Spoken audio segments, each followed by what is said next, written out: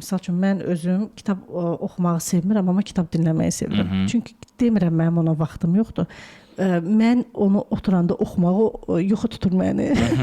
Nəsə baş verir və mən onu oxumuram. Amma mən yolda gedəndə sakitdə heç kəs olmadı. Qulağımda qulaq asanda ona, mən onu daha çox başa düşürəm sanki. Ona görə bu mən tənbəlliyimdən deyil, halbuki mən məsəl üçün 7/24 aktiv, yəni iş həyatında olan adamam. Sözünüzü böldüm. Sadəcə bu tənbəllik yəni pis yaxşı mənada. Yəni məsələn mən də tənbəl insanam. Hər şey istəyirəm ki, tutalım nəsə səhifədə, məsələn mən səhifədə avtobot quraşdırmışam. Mən olmayanda sual yazanda bot mənə yerine cavab verir. Bir növdə avtomatika mənəcəm o tərəfdən. Çünki komfort istəyirəm ki, niyə mən işləməliyəm? Mənim üçün robot işləsin də mən o tərəfdən yanaşam. Ona görə əslində tənbəl olmaq əslində pis şey deyil, əslində yaxşı bir şeydir. Tənbəllik variantlar gətirir insana. Əlbəttə, yəni Boş şirkəti də səhifəmiz açılan vermiş ki, mən işçilərin maaşını hər ay artırıram. Qazancımın demək olar ki, 60% maaş artımına verirəm. Çünki işçilər xoşbəxtdirlər və hər ildə onların maaşı qalxır. Mənə yeni ideyalar gətirirlər və 75% işçilərim tənbəl deyilsən, səhv etmirəmsə, statistik rəqəmləri yanlış deyə bilərəm.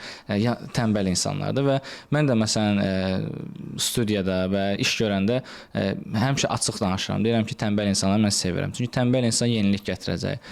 Bu universitetdə seminarlarda həmişə qeyd edirəm. Sual verirəm tələbələrə. Deyirəm ki, bu təyyarə icad olunub, maşın icad olunub, velosiped, nə bilim, soyuducu maşın kim icad edib? Düşün, hansı alimdir, bilmirik, hansı alimdir. Deyirəm, alim deyil. Tənbəl bir insan yuxudan durub ki, mən buradan getmək istəyirəm Sumqayıt. Necə gedim? Bir dənə velosiped icad edib, biri maşın eləyib. Yəni əslində o tənbəl insanlar edib. Yəni Çində də indi icad olunan yeni alətlər hamısı tənbəl insan. Oturub orada Çində hansısa bir kəndində oturur onu icad edir və kimsə onu götürüb patentləşdirir və baha qiymətə satır. Sadəcə belə deyək, biz o trend odur hal-hazırda qlobaldır. Yəni biz müəyyən insanlar ola bilər ki, tam Azərbaycanda ki, deyir ki, yox, mən reelsləri çox izləmək istəmirəm də.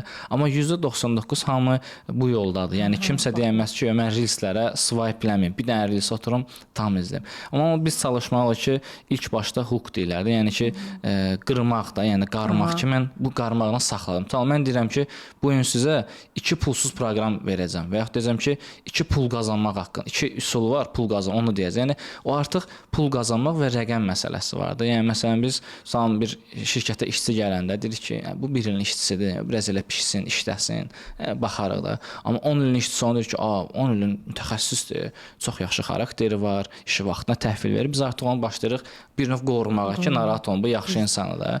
Yəni bir növ bunda da həmən vəziyyətdir. Yəni biz burada rəqəmləri işlətməliyik. Tutalım mən desəm ki, bu gün pul qazanmaqdan danışacağam. İnsan psixologiyası qayıb ki, yəqin bir dəqiqədən uzun danışacaq nəsə, bunu swipe eləyim, keçim növbətiyə. Amma mən desəm 2, yəni ki, 2 də 1-2 tez bazar nəsə danışacaq, çıxıb gedəcək. Ona görə əslində o rəqəmlər bizi idarə edir. Yəni biz deyirik ki, bu gün pul qazanmaqdan danışıram. 1-2 deməliyəm, bəli. 2 yolunu deyəcəm, 3 yolunu deyəcəm. Daha az olsun. Daha az, bəli. Çünki biz rəqəmlər bizi idarə edir də. Yəni məhdudlaşdırırıq da əslində biz beyində danışan kimi.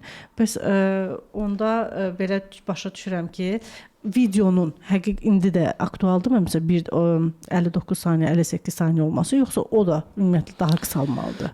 Mövzuya görə dəyişir. Yəni elə mövzu var ki, qısa şəkildə deyilməli və bəzən bilməyəndə şəxslər daha çox informasiyanı tam verməyə çalışırlar. Biz çalışmalıyıq ki, bəzi şeyləri oradan saxlayaq. Tutalım ki, hansısa sözləri oradan çıxardaq, hansısa cümləni oradan çıxardaq ki, insanlar ki, biz filan şey demədik axı, gəlsin rəydə yazsın da. Bir növ qızıq yaradırıq, bir növ insanlara istəyirik ki, oyadırıq da ki, oyan bir bax gör mən nə danışıram, bəlkə mən nə səhv deyirəm. Bəzi şeyləri orada biz itirməliyik ki, bizimlə danışsınlar. Çünki bizim zaten orada videonun izlənmə səbəbi odur ki, adam bir dəfə izləsin, 2 dəfə izləsin, baxsın görsün ki, mən burada nə məlumat götürdüm. Çünki burada faydalı məlumat məsələsi var da. Ona görə videonun izlənməsi üçün biz çalışmalıyıq ki, insanlar gəlib bizə rəy yazsınlar. Nəsə qalsın oradakı.